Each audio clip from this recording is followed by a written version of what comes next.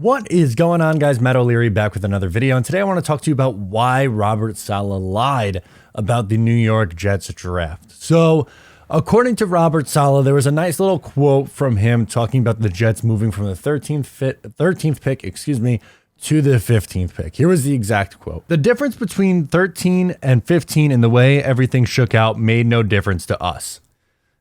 I do not buy that for a second. I am sorry, I don't buy it. Why would... But one, let's think about this logically. If they were still at 13, would they have probably taken Broderick Jones?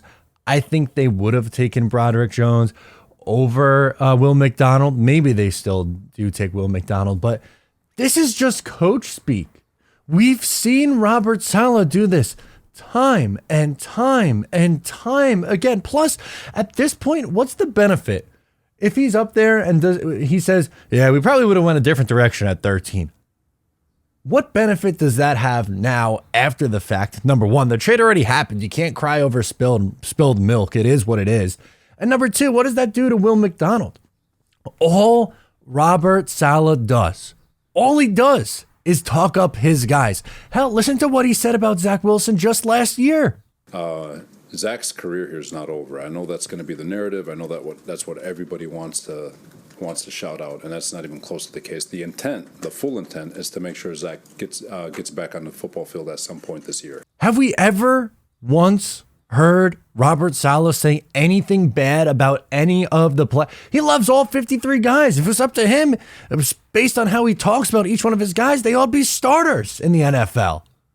He said that about Joe Flacco last year when they were forced to start Joe Flacco. He said he should still be starting in this league. Do we not remember that? All he does, again, is just talk up his guys. He's a player's coach. I'm not making that out to be a negative about Robert Saleh, but I can't believe anyone read that quote today and thought, oh yeah, I mean, wow, maybe the Jets board was just that different from every single other team's board. And just ignore the, 2 years of context that we've had of Robert Saleh going out there and, being so positive about his guys.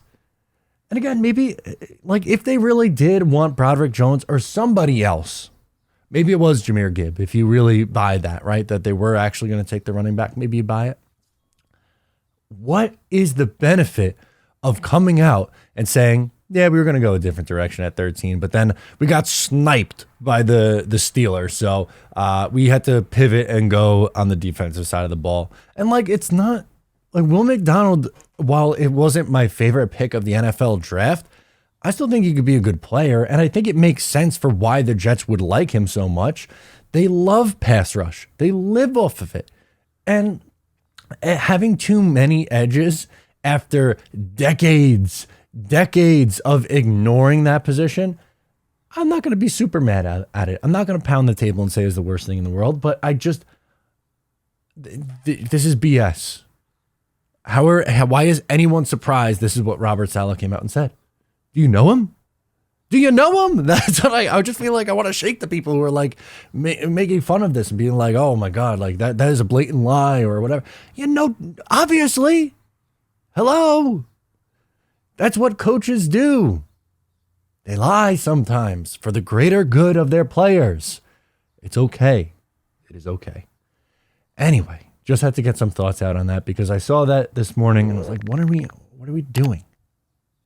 Anyway, I'm Matt O'Leary. Subscribe if you're new. I'll catch you next time.